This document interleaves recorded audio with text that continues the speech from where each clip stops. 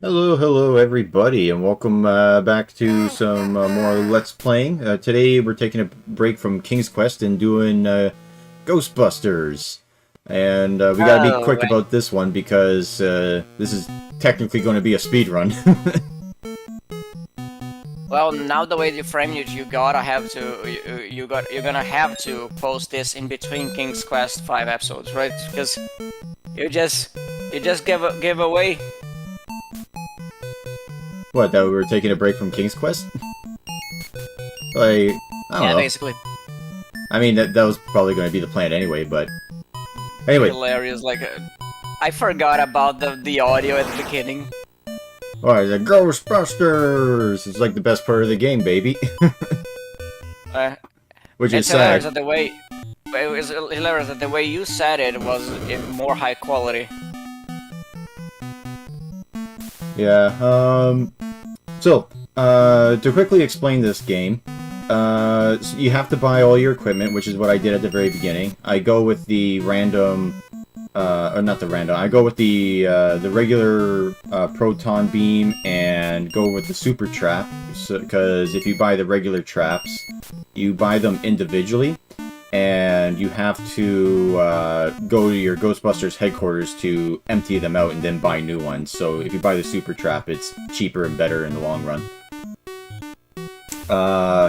Then after that, you go around this overlay, and you touch buildings to see if they glow red or not, and then you drive to them. And depending on how many laps you do around the town is how far you have to drive. And surprisingly, they did it in meters and not miles or some other arbitrary, shitty-ass imperial measurement. But, and then on this screen, you just catch the ghosts, and you get more money if you combo them. So, that's why you pretty much always go for 4 at a time. And the fastest way to get through these driving segments is to just stick to either the far left or far right side and just slam on the gas. I know the NES era was a time where people were still getting a hold of like the design choices to make games more developed than what the Atari made possible. Oh, you But should I see the still find Atari it- version of Ghostbusters. That game looks like everything looks like you're looking at a brick. Like, no joke. Oh, I imagine it's delightful to look at. But it is. I find it amusing that like Like, even I find it amusing that they thought like not only do you have to drive in the overhead map, but then you also as you reach the building that glows, probably because of it's from a three-letter agency. Three-letter agency. Oh my god. I'm speaking retarded today too. Yeah. yeah, I As was soon just as you about to got say, what the fuck are you on about? Yeah. Building that glows. It is full of feds inside. You get the Oh, that's what you're getting at. No. gist. Yeah. No, I find it amusing. Like, not only you have to drive to the building specific in the overhead map, but then when you reach them, you also have to drive on. That just doesn't make any sense. Like, why was that design choice made? I think it was just limitations, like they wanted to simulate how far you drove around the city beforehand. But anyway, the Jewel Building is our main goal, and it only opens up if we have $15,000. And this is the infamous stairway scene where you have to walk up 20 flights of stairs while avoiding ghosts that you can't do anything about while pushing the directional button to get the Ghostbusters moving in that direction. But more importantly, you have to tap the A button continuously every fucking time. And what I just did... Lord. What I just did was activate a glitch that makes this stairway sequence that much easier. So, you can only take 3 hits, from the ghosts, and then you lose the game if you take the third hit. So the glitch that you have to activate is you take 2 hits, and then you open up the doors and hope that there's a ghost behind one of the doors. And if it's a ghost, you take a 3rd hit, but there's a glitch in the game that causes it so instead of taking you down to 0, which is game over, it does the bit overload or over thing. I forget exactly what the term is called. Where instead of going to 0, it goes to the max of 255. So now we have 255 hits before we get a game over. It's kind of hilarious to me that, like, how this game just immediately starts, like the most abrupt way possible, just dumps you into the map and okay, fend for yourself now. I mean, that's basically par for the course. I mean, when you think about it, that's how Mario starts.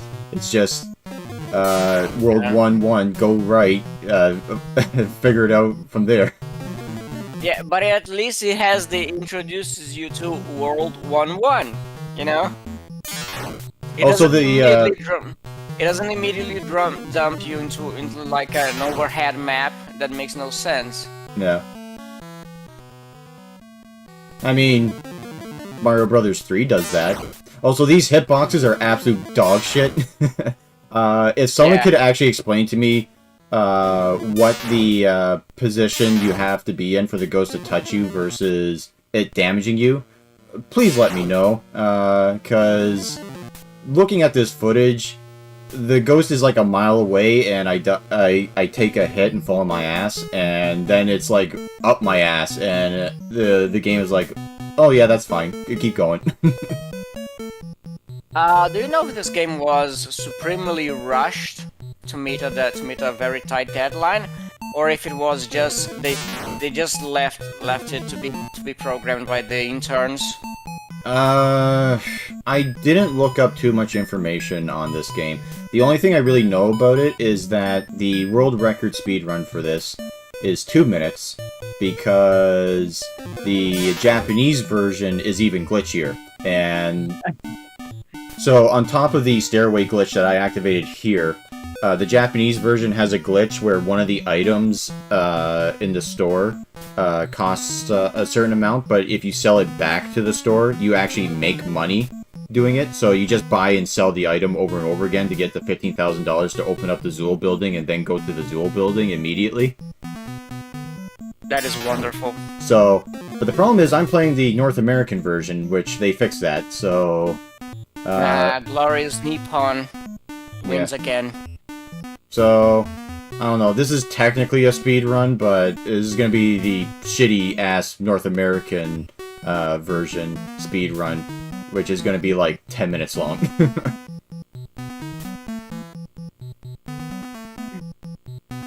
But...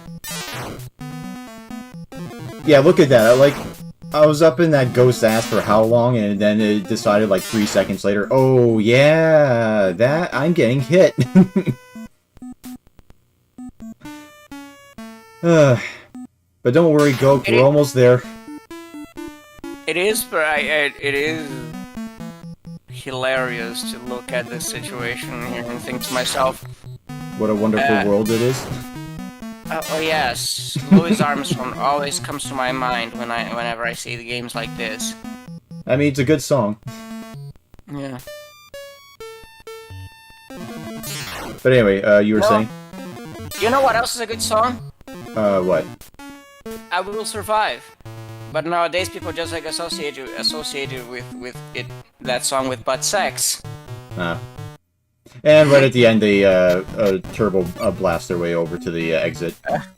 And now we're fighting Gozer with the Keymaster and fuck, I forgot what the lore was in Ghostbusters. It was the Keymaster and the Key Holder or something like that.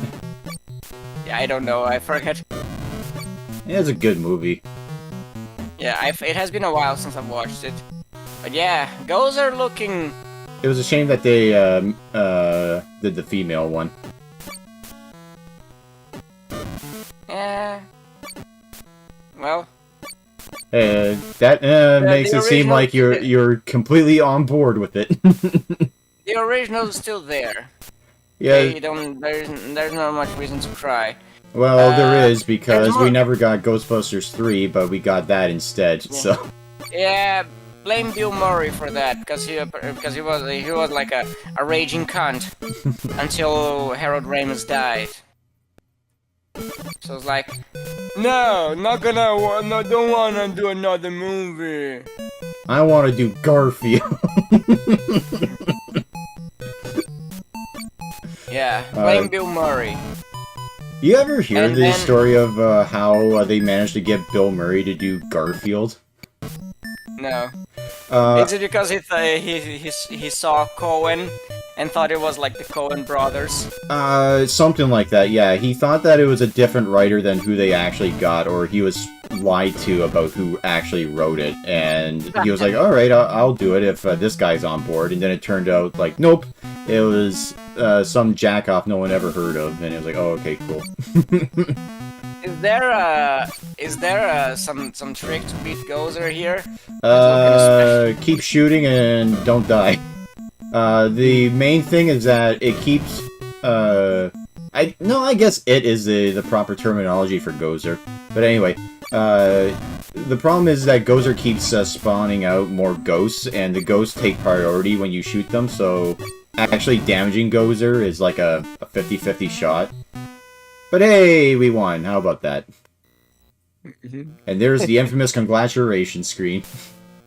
Congratulations.